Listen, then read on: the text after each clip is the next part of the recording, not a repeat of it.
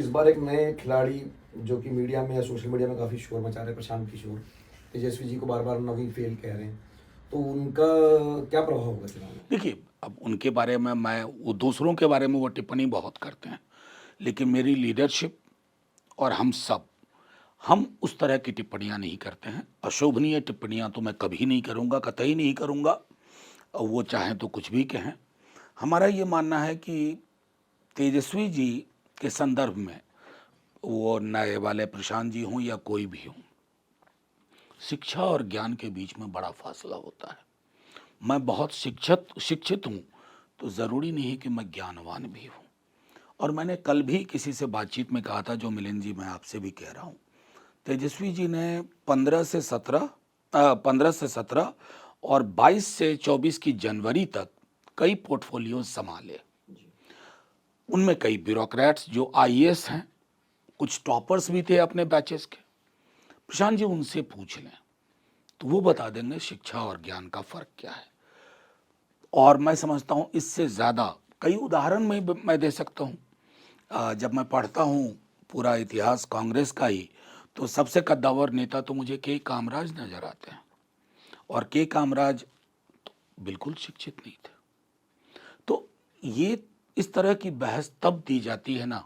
हमारे मैं जामिया में था पहले, डीयू आने से पहले, तो एक शिक्षक हुआ करते थे। तो वो कहा करते थे कि when people lack force in their argument, they use argument of force. यानी कि आपके तर्क में बल नहीं होते हैं, तो आप बल का तर्क इस्तेमाल करते हैं। तो ये बीजेपी, जेडीयू या नए नवेले जो बिहार में अभी चुनाव लड़ रहे हैं, उन सब के पास तर्क में बल नहीं है, तो बल के तर्क का इस्तेमाल करते हैं और जनता को वो गले नहीं उतरता। एक जो तर्क बार बार आरजेडी के खिलाफ इस्तेमाल किया जाता है वो है कि जंगल राज का, कि भाई गुंडा राज आ जाएगा, जंगल राज आ जाएगा। आपको मैं एक कहता हूं, इसका थोड़ा इतिहास करिएगा। जंगल राज शब्द को गढ़ा कब गया था? पटना म्युनिसिपल कॉरपोरेशन के एक पर्टिकुलर एपिसोड के संदर्भ में हाई कोर्ट की टिप्पणी पटना म्युनिसिपल कॉरपोरेशन के बारे में थी, राज्य के बारे में नहीं थी। लेकिन हाँ, हमारा मीडिया मैनेजमेंट, हम छवि प्रबंधन, जैसे लालू जी ने कभी चिंता नहीं की कि 10 पत्रकार रख लो या कोई जोशी जी टाइप व्यक्ति रख लो जो पत्रकारों को ये बताए कि यही लाइन पे इनका प्रचार करना है, खुल के लिखो, हमारी आलोचना करो वगैरह। ये एक नॉर्म हुआ करता था बिहार में, जब आपको नहीं मिलेगा। अब तो आलेख छापने से पहले भी अखबार 5 बार दूसरी जगह पूछते हैं कि ये छाप दूं, विपक्ष का है। मैं आपको सिर्फ इतना कहना चाहता हूं कि अगर अभी जो मुजफ्फरपुर में हुआ, पटना में हुआ गोपाल खेमका के घर, अभी उसके बाद लगातार गोलियां चलाई गई मोतिहारी में उनके विजिट से पहले। कोई दिन ऐसा नहीं आता है जिस जिले से डकैती, छिनतई, अटेम्प्ट टू मर्डर, रेप की घटना सामने आती हो। और हमने कई दफा कहा बेलेन जी कि उस दौर का भी आंकड़ा लाओ। अगर आंकड़ों की बात करनी है तो कोई पब्लिक प्लेटफॉर्म रखिए, गांधी मैदान का, आंकड़ों पे बात करेंगे। नहीं, तो मैं धारणा की भी बात नहीं, मैं बता रहा हूं धारणा कौन बना रहे हैं। मैं मीडिया के एक बड़े वर्ग के चरित्र के बारे में सवाल नहीं करना चाहता। उनको लालू जी की पॉलिटिक्स ने 90 में अनसेटल किया। वो सब मेगाफोन बन गए उन लोगों के जिनके हाथ से सत्ता गई थी। बहरहाल ठीक है, अब सत्ता गई। सत्ता के बाद आपने कोशिश की कि इस तरह के लांछन, अशोभनीय लांछन, अनफाउंडेड लांछन लगाए जाएं, विश्वमन किया जाए, उपहास किया जाए, वो करें। इस धारणा के पीछे मैंने तो कहा कि गोपाल खेमका जी के परिवार को जाके बोलो। पारस हॉस्पिटल का आपने देखा होगा, वो मैंने तो किसी फिल्म में भी नहीं देखा है। फिल्म में भी जब इस तरह के सीन होते हैं तो कोई चेहरा ढकता है। आज अपराधियों को चेहरा ढकने की जरूरत नहीं है बिहार में, क्योंकि उनको पता है कि राज्य का नियंत्रण उनके हाथ में है, या उनको नियंत्रण करने वालों के हाथ में राज्य का नियंत्रण है। ऐसी परिस्थितियों में जब कोई कहता है ना जंगल राज, तो हास्यास्पद भी नहीं कहूंगा, कहूंगा संवेदन शून्यता की पराकाष्ठा है। बिहार का बच्चा बच्चा आज के दिन में घर से कोई बेटी कोई बेटा निकलता है ना, तो लोग प्रार्थना करते रहते हैं कि सकुशल वापस आ जाए। ऐसी परिस्थितियां कभी नहीं थी। तो आपने लालू जी का उल्लेख किया, आपकी पहली बार भेंट कब हुई लालू जी से? 2010 ईस्वी में एक बुक रिलीज फंक्शन था, उसमें मुलाकात हुई थी। अच्छा, तो राजनीति में फिर मतलब आप पढ़ाते पढ़ाते राजनीति में आने का कैसे? हाँ, देखिए मूलतः 10 से पूर्व मैं एक्टिविज्म में था, पॉलिटिक्स में नहीं था। एक्टिविज्म में तो रहा हूँ, चूँकि मैंने दंगों पे काम किया, मेरी पीएचडी दंगों पे है और एक जीवन का बड़ा हिस्सा भागलपुर के दंगे के बाद मैंने गुजरात के दंगों में काम किया है। तो फिर हुआ, मुलाकात हुई लालू जी से और फिर एक भूमिका मुझे मिली, उस भूमिका का निर्वहन किया मैंने और निर्वहन करते करते यहाँ तक यात्रा पहुँची है। और मैं समझता हूँ कि कोर वही है कि जब हम जैसे लोग विकल्प देख रहे थे कि समाज कैसा हो, देश कैसा हो, तो उसमें मैं समझता हूँ सेक्युलरिज्म और सोशलिज्म एक फाउंडेशनल प्रिंसिपल है हमारे इसके, और इस मामले में मैं मानता हूँ कि अनकॉम्प्रोमाइजिंग रहे हैं वो।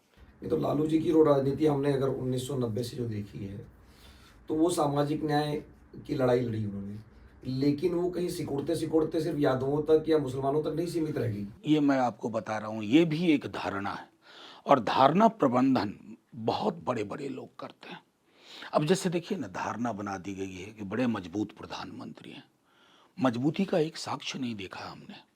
जब जब मजबूती के साक्ष्य ढूंढे हैं तो मजबूरी के साक्ष्य मिले हैं।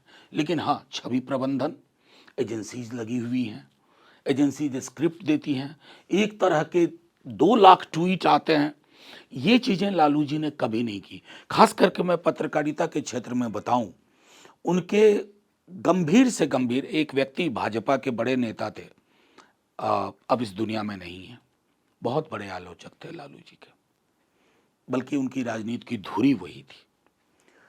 संसद में बाद में आए, एक दिन बात हो रही थी, उन्होंने कहा कि मनोज, एक बात तो मैं मानता हूँ, लालू जी दिल में कोई बात नहीं रखते थे। पत्रकार ने उनके खिलाफ लिखा, पन्ने भर दिए अखबार के, अगले दिन पहुंचे था, अच्छा खूब लिखा तो रहा ना, बैठो चाय पिया।